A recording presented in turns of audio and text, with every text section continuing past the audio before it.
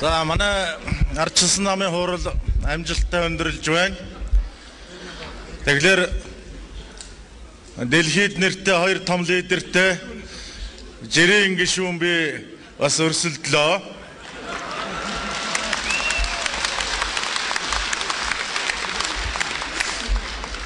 Анхны Монголд ардчлалын төлөө зүрх сэтгэлээрээ нэгдсэн Монголын бүх ард түмэн манай намын гишүүн гэж би ойлгодог. Ягаад гэвэл бид нар бол уруулд ордоо өвч, илэгд ордоо ихгүй ийм л ардчлалын төлөө нэгдсэн ийм хүмүүс.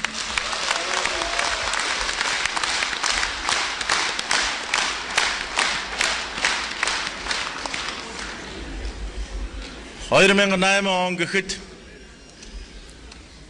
бидэнд байгаа энэ яригдсан алдаа дутагдлууд засагдж бидний үегнээ ардчлалын төлөө зохилох зүрхтэй, ардчлалаар амьсгалах хүсэлтэй талын чөлөөт монголчуудын ардчлалын дуу хоолойг Чингис хааныхаа нэгдсэн тулгар улсыг 800 жилийн ойтой давхцуулан энэ уур амьсгал нэгдэж байгаад би баяртай байна.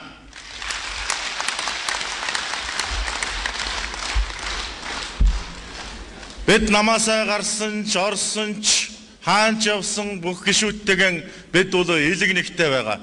Манай намаас гарч явсан гишүүд ч өнөөдөр бас их намынхаа хурлын төлөө санаа зовниж үр дүн сайн байгаасай л гэж бодож байгаа.